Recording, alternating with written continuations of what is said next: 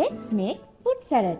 අද අපි යොදාගන්නේ ඕගොල්ලෝ කලින් දැකපු පළතුරු වර්ග.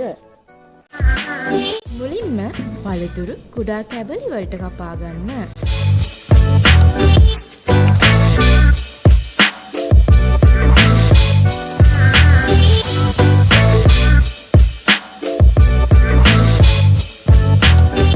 එසේ කපාගත් පළතුරු පහසු භාජනයකට දමා ගන්න.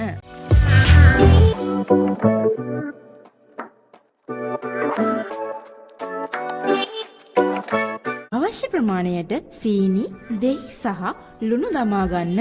අවශ්‍ය නම් වැනිලා ස්වල්පයක් එක් කරගන්න. ඉන්පසු පෙනෙන ආකාරයට හොඳින් මික්ෂ කරගන්න. දැන් අපි හදලා ඉවරයි. මෙලෙස අලංකාර කොට පිළිගන්වන්න.